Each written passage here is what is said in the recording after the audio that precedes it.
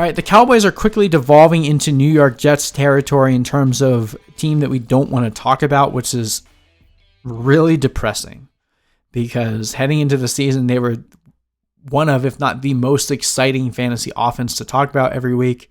They have a great star cast of players, but with the quarterback position continuing to go down the toilet every single week, especially this week against the Pittsburgh Steelers, Ezekiel Elliott appeared on the injury report for the first time in like forever. This is not good. Like, this is DEFCON 5. So got that out of the way. Let's talk objectively about this game.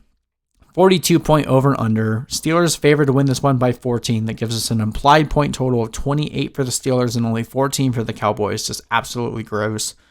Steelers defense has given up the 26th most points and 28th most points to quarterbacks and running backs. They've allowed the least points to tight ends, but surprisingly, over the last 5 weeks, they've allowed the most points to fantasy receivers. So if there's one spot that they've been exploitable, it has been with the receivers. They haven't given up that many touchdowns, hence why quarterbacks have not been as good and obviously forcing a lot of turnovers, but receivers have been able to move the ball against the Steelers. So if there's one bright spot here, it will be in the receiver core for the Cowboys, which is pretty much their strongest point, their biggest strength for their entire team at this point.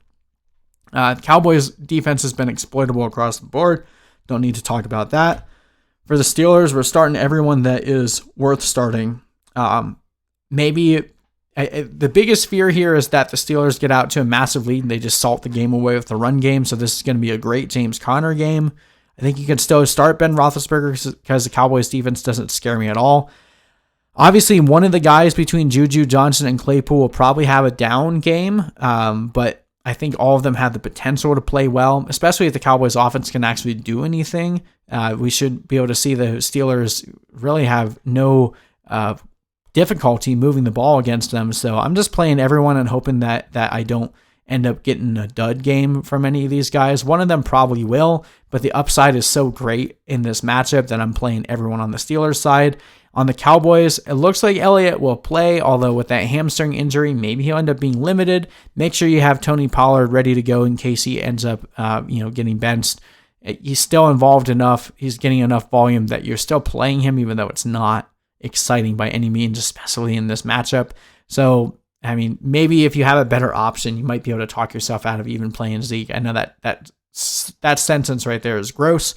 I'm sorry I had to utter it, but that's where we're at here in 2020. As I mentioned, the Steelers are really only exploitable in the receiver department in terms of fantasy points allowed. So even though it's gross, I'm still playing Cooper. I'm still playing Lamb. Gallup had a decent week last week, but he's been so inconsistent. I'm not playing him, not playing Schultz. At this point, we don't even know who the starting quarterback is. It might be Cooper Rush or it might be AAF superstar Garrett Gilbert. I'm hoping for Gilbert.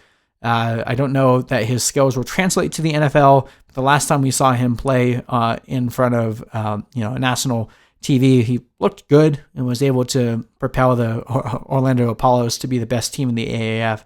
Whoopie-doo. Cooper and Lamb, they should get enough targets in this game where the Steelers are going to be up pretty heavily to be worth it in PPR.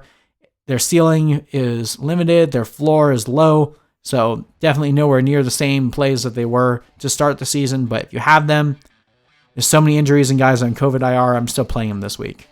I don't think the Steelers will have any problem winning this game. I've got them winning 34-17.